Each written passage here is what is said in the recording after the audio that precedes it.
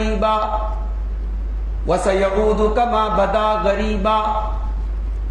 اسلام جب شروع ہوا تھا تو اجنبی تھا.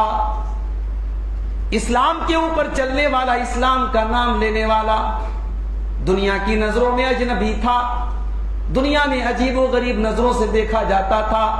وَسَيَعُودُ كَمَا بَدَا غَرِيبًا، اور آگے چل کر کے وہ دور پھر سے آ جائے گا جب اسلام پر چلنے والے دنیا کی نظر میں اجنبی بن جائیں گے. ایک نوجوان لڑکی منی اسکرٹ میں اپنے جسم کی نمائش کر کے گھومتی پھرے تو زمانے کو طیش نہیں آتا، کسی کو کوئی فرق نہیں پڑتا. ایک مسلمان عورت سر سے پیر تک نقاب میں گزر جائے تو لوگوں کی پیشانیوں پر بل پڑ جاتے ہیں. یہ دین کی اجنبیت نہیں تو اور کیا ہے. نماز کا ٹائم ہے، حی علی الصلاۃ کی آواز آ رہی ہے، پوری بستی مسلمانوں کی ہے. مسجد میں نماز پڑھنے والے مٹھی بھر لوگ ہیں، باقی سارے مسلمان دکانوں پر بیٹھ کر کے، گھروں میں بیٹھ کر کے ٹائم پاس کر رہے ہیں. میرے بھائیوں، یہ دین سے اجنبیت نہیں ہے تو کیا ہے، یہ دین سے دوری نہیں ہے تو کیا ہے. زنا کے اڈے کھلے ہوئے ہیں، بدکاری کے اڈے کھلے ہوئے ہیں. اپنے آپ کو بدکاری سے بچانے والے نوجوان لڑکے لڑکیاں آج انگلیوں پر گنے جا سکتے ہیں. بدکاری میں ملوث بے شمار آپ کو مل جائیں گے. وَسَيَعُودُ كَمَا بَدَا غَرِيبًا، اللہ کے نبی فرماتے ہیں وہ دور پھر سے آ جائے گا جب اسلام کے اوپر چلنے والے اجنبی بن جائیں گے. اور جب اجنبیت کا ایسا دور آ جائے تو آپ نے فرمایا فَطُوبَى لِلْغُرَبَاء، اس وقت ان اجنبیوں کو توبہ کی بشارت سنا دو. قیامت کے پہلے وہ دور بھی لوگوں کے اوپر آئے گا جب دین کے اوپر ثابت قدم رہنے والا، دین کے اوپر ڈٹا رہنے والا اتنا مشکل اس کے لیے ہو جائے گا. کالقابض علی الجمر، جیسے اپنے ہاتھوں میں انگارہ لینے والا ہوگا. دین کے اوپر چلنا اور دین کے اوپر قائم رہنا اتنا مشکل کام ہو جائے گا جیسے ہاتھوں میں انگارہ لینا ہے. وما خلقت الجن والانس الا ليعبدون، میرے بندو میں نے تم کو صرف اور صرف اپنی عبادت کے لیے پیدا کیا ہے. الذی خلق الموت والحیات لیبلوکم ایکم احسن عملا، میرے بندو ہم نے تم کو دنیا میں پیدا کیا، زندگی اور موت کا نظام بنایا، ہم تمہارا امتحان لینا چاہتے ہیں کون اچھا عمل کرتا ہے، کون اللہ کو راضی کرنے والا عمل کرتا ہے. اللہ نے ہمارا امتحان لینے کے لیے ہم کو دنیا میں بھیجا. میرے بھائیوں، ہم ذرا غور کریں اپنے اس حقیقی مقصد کو ہم کتنا پورا کر رہے ہیں. ہم اللہ کو راضی کرنے والے کام کتنے کر رہے ہیں اور اللہ کو ناراض کرنے والے کام کتنے کر رہے ہیں. ایحسب الانسان ان یترک سدی، اے انسان کیا تو یہ سمجھتا ہے کہ تجھے یوں ہی چھوڑ دیا جائے گا. الم یکن نطفۃ من منی یمنی ثم کان علقۃ فخلق فسوی فجعل منه الزوجین الذکر والانثی. اے انسان، جو اللہ تجھے ایک حقیر پانی کے قطرے سے جیتا جاگتا انسان بنا سکتا ہے، الیس ذلک بقادر علی ان یحیی الموتى، کیا وہ اللہ تجھے مرنے کے بعد دوبارہ زندہ نہیں کر سکتا؟ کیا وہ تیرا حساب نہیں لے سکتا؟ وہ ضرور تیرا حساب لے گا. تو نے زندگی کو کیسے گزارا وہ تیرا حساب لے گا. جو اللہ کو راضی کرے گا، لوگوں کی ناراض ہونے کی پرواہ کیے بغیر وہ اللہ کو راضی کرے گا. اس کی زندگی کا مقصد اللہ کو راضی کرنا ہوگا. وہ اس بات کی پرواہ نہیں کرے گا کہ لوگ راضی ہیں کہ ناراض ہیں. تو اللہ کے نبی فرماتے ہیں کہ اللہ تعالیٰ اس کے لیے کافی ہو جائے گا. وَمَنِ الْتَمَسَ رِضَى النَّاسِ بِسَخَطِ اللَّهِ، اور جو اللہ کو ناراض کر کے لوگوں کو راضی کرے گا، وَكَلَهُ اللَّهُ إِلَى النَّاسِ، اللہ اسے لوگوں کے حوالے کر دے گا. لوگوں کو راضی مت کرو میرے بھائی. کتنے رسم و رواج ہیں. ہماری مائیں بہنیں، ابھی ہمارے بنارس میں ایک صاحب حج کر کے آئے، پتہ نہیں آپ کے کانپور کا کیا ماحول ہے، میں بنارس میں رہتا ہوں، وہاں کے حالات زیادہ جانتا ہوں. حج کر کے آئے، بتانے لگے مولوی صاحب 10 لاکھ روپیہ خرچ ہوا، میاں بیوی حج کرنے گئے تھے اور 5 لاکھ روپیہ ہمیں گفٹ لینے میں خرچ ہو گئے. آپ کے یہاں چلتا ہے حج کے بعد؟ ہمارے یہاں اس کو تبرک بولتے ہیں. اتقوا ربکم الذی خلقکم من نفس واحدہ وخلق منها زوجها وبث منهما رجالا كثيرا ونساء واتقوا الله الذي تساءلون به والأرحام إن الله كان عليكم رقيبا.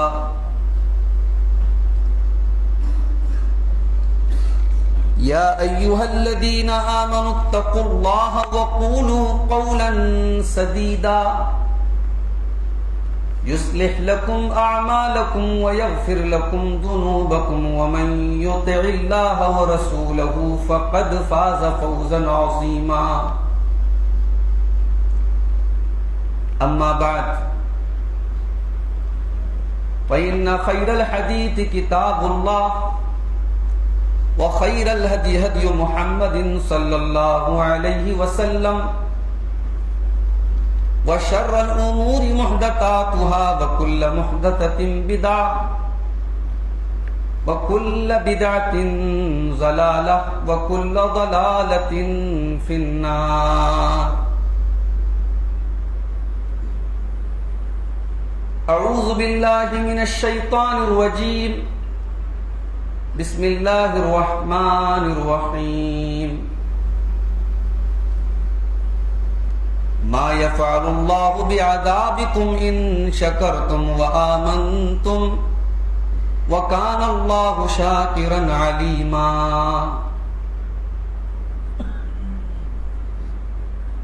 وقال تعالى في مقام آخر إن الله لا يغير ما بقوم حتى يغيروا ما بأنفسهم.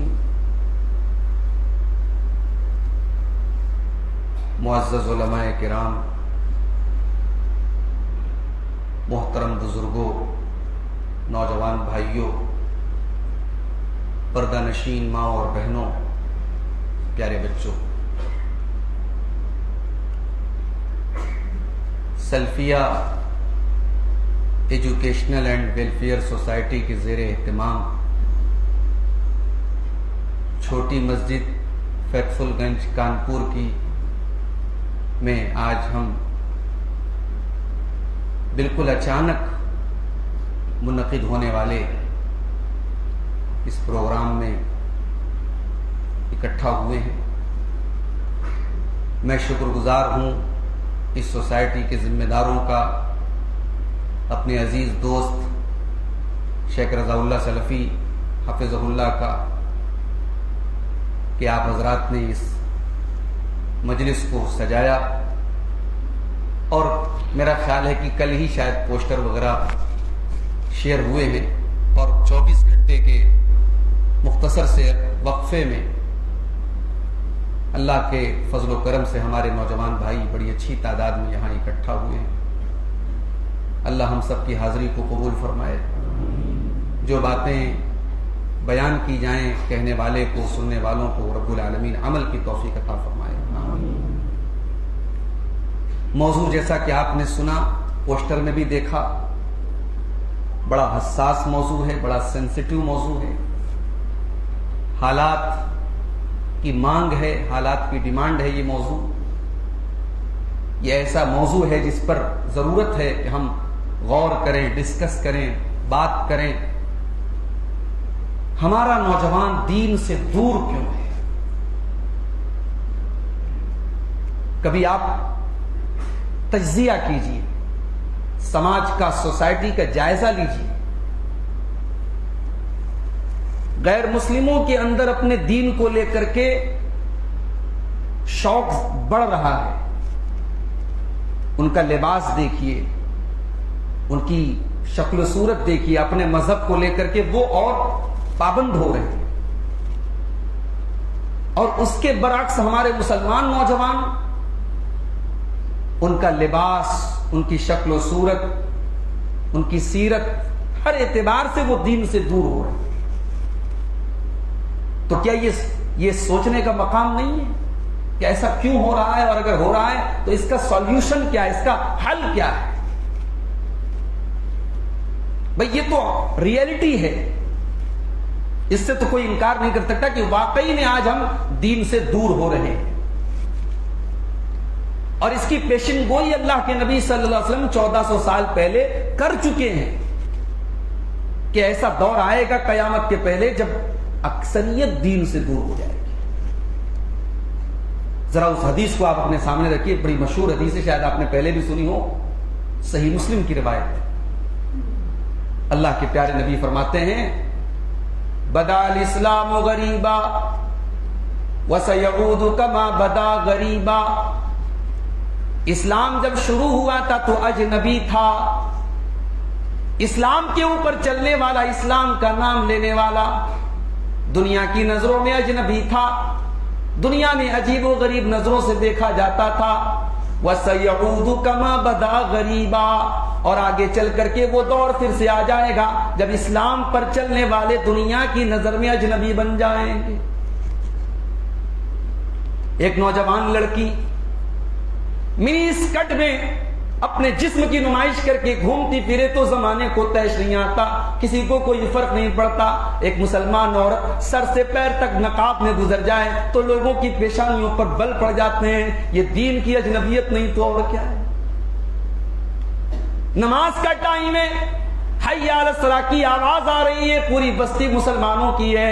مسجد میں نماز پڑھنے والے مٹھی بھر لوگ ہیں، باقی سارے مسلمان دکانوں پر بیٹھ کر کے، گھروں میں بیٹھ کر کے ٹائم پاس کر رہے ہیں. میرے بھائیوں، یہ دین سے اجنبیت نہیں ہے تو کیا، یہ دین سے دوری نہیں ہے تو کیا ہے. زنا کے اڈے کھلے ہوئے ہیں، بدکاری کے اڈے کھلے ہوئے ہیں. اپنے آپ کو بدکاری سے بچانے والے نوجوان لڑکے لڑکیاں آج انگلیوں پر گنے جا سکتے ہیں. بدکاری میں ملوث بے شمار آپ کو مل جائیں گے. وَسَيَعُودُ كَمَا بَدَا غَرِيبًا. اللہ کے نبی فرماتے ہیں وہ دور پھر سے آ جائے گا جب اسلام کے اوپر چلنے والے اجنبی بن جائیں گے. اور جب اجنبیت کا ایسا دور آ جائے تو آپ نے فرمایا فَطُوبَى لِلْغُرَبَاءِ. اس وقت ان اجنبیوں کو توبہ کی بشارت سنا دو. توبہ کس کو کہتے ہیں؟ توبہ کی الگ الگ تشریحات کی ہے محدثین نے، شارحین نے. توبہ سے مراد خوشخبری بھی ہو سکتی ہے، توبہ سے مراد جنت بھی ہو سکتی ہے، توبہ سے مراد جنت میں ایک درخت بھی ہو سکتا ہے. یہ سارے معنی یہاں پر آپ فٹ کر سکتے ہیں. فَطُوبَى لِلْغُرَبَاءِ. جس دور میں دین کے اوپر عمل کرنے والے اجنبی بن جائیں، جس دور میں دین پر چلنا مشکل ہو جائے، اس دور میں دین کے اوپر ثابت قدم رہنے والوں کو، اے میرے صحابہ تم ان کو خوشخبری سنا دو. فَطُوبَى لِلْغُرَبَاءِ. ان کو خوشخبری سنا دو، ان کو جنت ملے گی. یہ تو صحیح مسلم کے الفاظ ہیں. اور سیم یہی روایت مسند احمد کے اندر ہے، وہاں ایک ٹکڑا مزید ملتا ہے. جب آپ نے کہا کہ اجنبیوں کو بشارت سنا دو تو صحابہ نے پوچھا کہ اے اللہ کے نبی من هم الغرباء، یہ اجنبی کون لوگ ہوں گے؟ تو پیارے نبی صلی اللہ علیہ وسلم نے بڑا بہترین جواب دیا. آپ نے فرمایا الذین یصلحون اذا فسد الناس. دین سے اجنبیت کا دور ہو جائے گا جب لوگوں میں طرح طرح کے بگاڑ اور فتنے پیدا ہو جائیں گے. اس دور میں جو دین کے اوپر چلنے والے اور نیکی کے راستے پر چلنے والے لوگ ہوں گے وہی غربا ہوں گے، وہی اجنبی ہوں گے، انہی کو جنت کی بشارت سنا. تو دین پر عمل کرنے والے آج آپ کو اجنبی ملیں گے میرے بھائی. بے حیائی اجنبی نہیں ہے، حیا اجنبی ہے. زناکاری اور بدکاری اجنبی نہیں ہے، پاک دامنی اجنبی ہے. نماز پڑھنے والے اجنبی نہیں، نماز نہ پڑھنے والے اجنبی نہیں، نماز پڑھنے والے اجنبی ہیں. ہم ایک ایسے دور میں جی رہے ہیں جہاں دین اور دین پر چلنے والے اجنبی بن چکے ہیں. اور شاید اسی دور کی طرف اشارہ کرتے ہوئے اللہ کے نبی نے ایک حدیث میں فرمایا، ترمذی کی صحیح روایت ہے، آپ نے فرمایا یاتی علی الناس زمان الصابر فیہم علی دینہ کالقابض علی الجمر. قیامت کے پہلے وہ دور بھی لوگوں کے اوپر آئے گا جب دین کے اوپر ثابت قدم رہنے والا، دین کے اوپر ڈٹا رہنے والا اتنا مشکل اس کے لیے ہو جائے گا کالقابض علی الجمر، جیسے اپنے ہاتھوں میں انگارہ لینے والا ہوگا. دین کے اوپر چلنا اور دین کے اوپر قائم رہنا اتنا مشکل کام ہو جائے گا جیسے ہاتھوں میں انگارہ لینا ہے. جس انسان کے ہاتھ میں انگارہ ہو وہ چھٹپٹاتا ہے، اسے بے چینی ہوتی ہے، اسے تکلیف ہوتی ہے. دین پر عمل مشکل ہو جائے گا، مشکل ہو جائے گا، مگر اس کا ثواب بھی بہت اونچا ہوگا. آپ اندازہ کر سکتے ہیں کہ اس دور میں دین کے اوپر قائم رہنے والوں کو کیا ثواب ملے گا. آئیے میں ایک اور حدیث آپ کو سنا دیتا ہوں. بڑی پیاری حدیث ہے، صحیح مسلم کے اندر یہ حدیث بھی آپ کو مل جائے گی. اللہ کے نبی نے فرمایا العبادۃ فی الحرج کہجرۃ الیہ. جب فتنوں کا دور آ جائے، جب فساد کا دور آ جائے، جب دین سے دوری کا دور آ جائے، اس دور میں عبادت کے راستے پر چلنا، دین کے راستے پر چلنا، اس کا ثواب ایسا ہوگا کہجرۃ الیہ، جیسے کوئی اپنا شہر چھوڑ کے، اپنا ملک چھوڑ کر کے، ہجرت کر کے اپنے نبی کے پاس جائے. ظاہر ہے اسلام میں ہجرت کا جو ثواب ہے اس کے برابر شاید ہی کوئی چیز ہو سکتی ہے. اور اسی لیے صحابہ کرام میں جو مہاجرین تھے ان کا مقام صحابہ میں بھی سب سے ٹاپ پر تھا، کیونکہ انہوں نے اپنے نبی کے دین کے لیے اپنا سب کچھ چھوڑا تھا. اللہ کے نبی نے فرمایا فتنوں کے دور میں دین پر چلنے والا وہی ثواب پائے گا جو اپنے ملک اور اپنے وطن اور اپنے گھر بار کو چھوڑ کر کے ہجرت کر کے میرے پاس آتا ہے. تو مشکل تو ہے میرے بھائی، مگر ثواب بھی بہت اعلیٰ ہے، ثواب بھی بہت بڑا ہے. سوال یہ ہے کہ ہمارے نوجوانوں میں یہ دین سے دوری کیوں ہے؟ اس کی وجہ کیا ہے؟ اس کے ریزنز کیا ہے؟ اس کے اسباب کیا ہے؟ اس پر آج ہم کچھ باتیں کریں گے کہ دین سے ہمارا نوجوان کیوں دور ہو رہا ہے. غیر مسلم اپنے مذہب کو اور مضبوطی سے پکڑ رہا ہے، ہمارا نوجوان دین سے اور دور ہو رہا ہے. کیوں؟ کیا نعوذ باللہ ہمارے دین میں کوئی کمی ہے؟ ہمارا دین تو اللہ کا بنایا ہوا دین ہے. دنیا کا کہ تمام مذاہب سے اگر آپ لاجیکلی بھی کمپیئر کریں، عقلی اعتبار سے بھی کمپیئر کریں، تو ہمارا دین تو سب سے بہترین ہے. وما جعل علیکم فی الدین من حرج، ہم نے تم کو جو دین دیا ہے بڑا ہی آسان دین دیا ہے. اس دین کے اندر کوئی تکلیف نہیں ہے. ہماری شریعت میں تو قدم قدم پر ہماری ضرورتوں کا، ہماری مصلحتوں کا، ہماری مشکلوں کا خیال رکھا گیا ہے. آپ سفر کی حالت میں ہیں، شریعت نے یہ تو نہیں کہا کہ مشکل والا سفر ہو تب قصر کرنا ہے. میں وندے بھارت سے بیٹھ کے آیا ہوں بنارس سے کانپور، 3 بجے بیٹھا، 6:30 بجے کانپور میں ٹرین انٹر کر جاتی ہے. اے سی میں بیٹھ کے آرام سے آیا، لیکن شریعت نے یہ نہیں کہا کہ آپ اے سی میں بیٹھ کے جا رہے تو قصر نہیں کرنا ہے. سفر میں ہیں آپ، گھر سے دور ہیں، 4 رکعت والی نماز 2 رکعت پڑھ لیجیے. پانی نہیں مل رہا ہے کوئی مسئلہ نہیں ہے، تیمم کر لیجیے. بیمار ہیں، کھڑے ہو کے نہیں پڑھ سکتے، کوئی مسئلہ نہیں، بیٹھ کے پڑھ لیجیے. روزے کی طاقت نہیں ہے، شوگر پیشنٹ ہے، بہت مریض ہے، بوڑھا ہو چکا ہے، کوئی بات نہیں.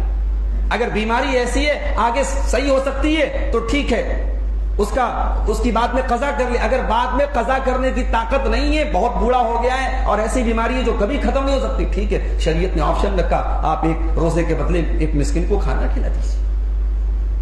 اتنی چھوٹ کسی اور شریعت میں نہیں ہے میرے پاس. انسان کے اندر جتنے ڈیزائرز ہیں، جتنی خواہشات ہیں، ہماری شریعت نے کسی خواہش کو کچلا نہیں ہے. مال کی ہوس ہر انسان کے اندر ہے، عالم ہو، جاہل ہو، چھوٹا ہو، بڑا ہو. کوئی اگر یہ کہتا ہے صاحب مجھے مال نہیں چاہیے، جھوٹ بولتا ہے. مال تو سب کو چاہیے نا. شریعت نے مال کمانے کی اجازت دی. شریعت نے یہ نہیں کہا کہ آپ بیٹھ کر اللہ اللہ کیجئے، مال آسمان سے آئے گا، آسمان سے روزی آئے گی. نہیں، آپ کو محنت کرنی پڑے گی. آپ پیسہ کماؤ، خود دولت کماؤ، خود بزنس کرو. لڑکا لڑکی جوان ہو گئے، ان کے اندر اللہ تعالیٰ نے جنسی خواہش رکھی ہے، ایک دوسرے کی ضرورت ہے ان کو، اللہ نے نکاح کا سسٹم رکھا. تو ہمارا دین سب سے بہترین دین ہے ہر اعتبار سے، پھر بھی لوگ دور ہیں. کیوں دور ہیں؟ اس میں جو پوائنٹس اپنے ذہن میں نے سوچے ہیں، اگر ان کو ہم سامنے رکھیں تو پہلی چیز جو مجھے سمجھ میں آتی ہے کہ ہمارا نوجوان دین سے کیوں دور ہے؟ کیونکہ ہمارے نوجوان کو دور کیا گیا ہے، ہمارے نوجوان کو ٹارگٹ کیا گیا ہے. آج آپ کبھی مسلم علاقوں میں غور کیجئے، برائی کی تمام چیزیں آپ کو مسلم علاقوں میں زیادہ ملیں گی. ابھی بہت عرصہ نہیں گزرا، ممبئی کا ایک سفر تھا میرا، وہاں بہت بڑا مسلم بیلٹ ہے، بہت بڑا مسلم علاقہ ہے، ممبرا بہت بڑا ایک مسلم علاقہ ہے. اس وقت کی بات، میں تقریباً 6-7 سال پہلے کی بات آپ کو بتا. اس وقت ایک نشیلا پاؤڈر جو ہے نوجوان بہت استعمال کرتے تھے. وہاں پہ اس کو جو ہے ایم ڈی بولتے تھے. ایم ڈی بڑا خطرناک پاؤڈر ہوتا تھا. ڈاکٹروں کا کہنا تھا جو اس کی عادت جس کو پڑ جاتی ہے پورا جسم اندر سے کھوکھلا ہو جاتا ہے. ڈرگس میں سے وہ شامل تھا، نشیلا پاؤڈر تھا. اور مجھے ممبئی کے لوگوں نے بتایا کہ وہ مسلم علاقوں میں خاص طور سے ممبرا میں بہت بڑی تیزی سے سپلائی کیا جاتا ہے. آپ کے دشمنوں کو پتا ہے کہ آپ کو کیسے ختم کرنا ہے. آپ کو وہ نشے میں ڈال دیں گے, آپ کو لڑکی کے چکر میں پھنسا دیں گے, آپ کو